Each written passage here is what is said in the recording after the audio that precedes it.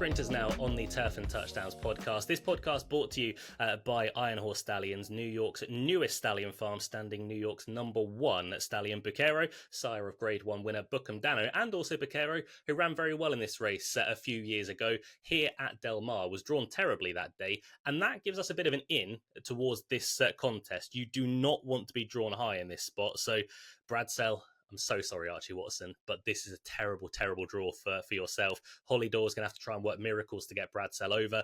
Very, very talented horse, but 4-1, I wouldn't be entertaining that at all. You can, in the UK, get some match bets sometimes where you can literally take horse A to beat horse B. Doesn't matter where they could come last and second last. If you could get Believing to beat Bradsell in a match bet, I would absolutely love that. I mean, currently Believing's 8-1.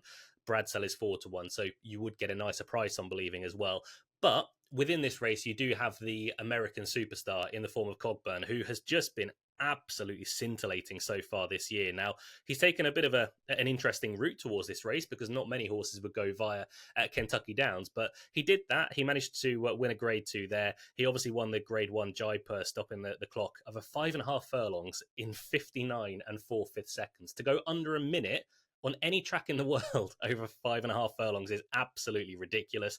He was brilliant that day, boasted a speed figure of 1:14. If Cogburn runs anywhere near that, he wins this. And I think he probably will win this as well. The draw's not been overly kind to Cogburn, though.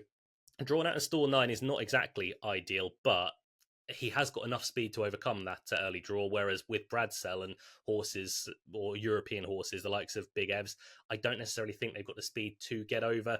Big Evs is going to have a really torrid time of things from stall 11. But at least with Big Evs, you are getting a slightly bigger price at 10-1. So I think Cogburn will win. But there's value in this race. There is a horse that you can take at a big price that I think will run very well. That Star of Mystery, who we do know a little bit about over in the US so far, was third at Saratoga on the US debut, then went to Saratoga again the start afterwards, and I thought was very impressive, beating Mansa Musa. You need to be better than that here. However, last time around in the Grade 2 Franklin, I thought ran a really good race behind Future Is Now. It was a contest that was hard to get into from the back of the field. Pandora's Gift and Frost at Dawn, who were also Breeders' Cup runners in separate races, were in there. But Star of Mystery flew from the back. I don't think it was the greatest ride from Flavian Pratt. I thought was given a little bit too much to do.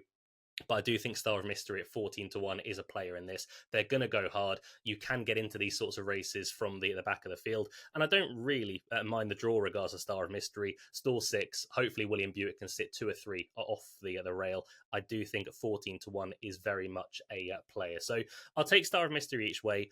I think Cogburn is the most likely winner in this spot, but just try and avoid everything that's drawn high. Last time we saw the Breeders' Cup at Del Mar in this race, anything that was drawn high, I think it was 3 or 4 horses, they filled the last 3 or 4 positions regards to where they actually finished. So it is a massive, massive negative regards to this spot, but Cogburn from stall 9 might be good enough to overcome it. Star of Mystery, the main play, though, at 14-1. We've got 13 more videos on the Turf and Touchdowns YouTube page. Go check those out right now, including a look at City of Troy and also the Classic. Until we next get to speak to you, stay safe, look after another. Goodbye.